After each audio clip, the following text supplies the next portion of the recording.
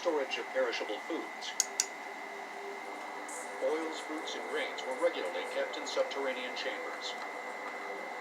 These ancient pantries, with their cool, stable temperatures, were forebearers of the latter-day root cellar.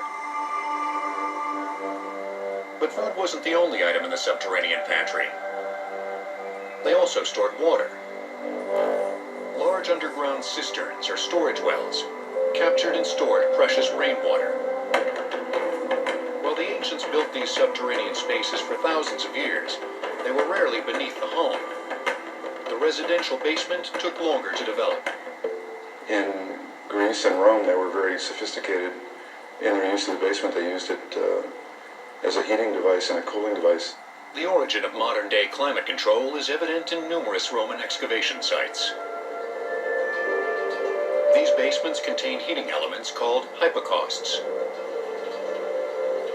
Hypocausts were wood-fired ovens or boilers, tended constantly by servants. The hot air circulated throughout the basement, heating the floor, then traveled upward via wall flues into the home above. If you look at Ostia, a Roman city, it had mainly all the amenities we have today as far as heating and cooling and plumbing and all the rest of it, indoor toilets and so on, and running water. They heated those with basement boilers. Some Roman basements were designed to beat the heat. Case in point, the 4th century AD settlement of Beloruggia in the Tunisian desert. Here, wealthy homeowners constructed ornate subterranean chambers to take advantage of the Earth's natural cooling properties. Just a few feet below the desert floor, the Earth remains at a cooler temperature, unaffected by the hot sun. Digging a basement home could reduce the temperature by more than 20 degrees. The Romans also looked to the basement to supply their entertainment. Beneath the arena floor of the Roman Colosseum, a basement level with large rooms and corridors housed gladiators, slaves, and the wild beasts favored in the Roman games. The basement's role as a locale for society's subservient classes was formalized in the 16th century by Italian architect Andrea Palladio. The style, which still bears his name, has become an architectural mainstay.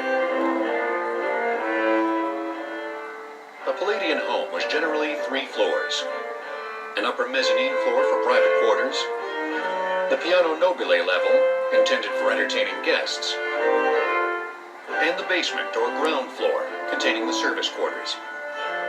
The Palladian basement became a symbol for social standing.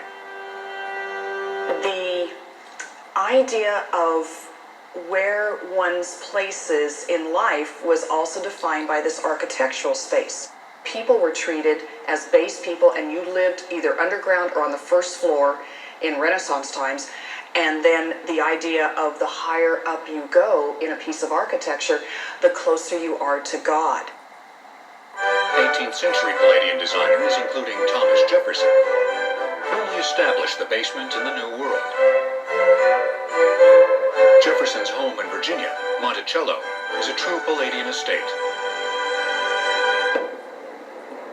Basements also addressed the need to squeeze additional space into overcrowded urban areas, like 19th century New York City. The poverty-stricken, crime-ridden neighborhood of Five Points was a notorious example of the urban basement as public health menace.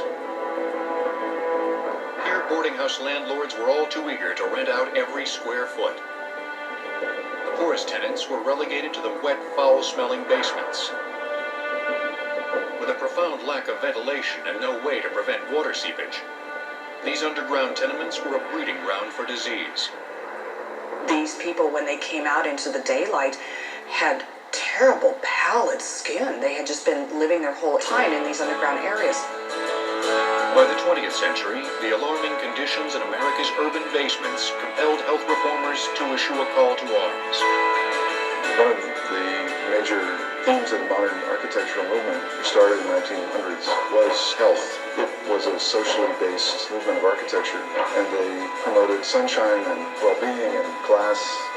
And so the basement became a target because it was no sunshine and in many cases wet and dark.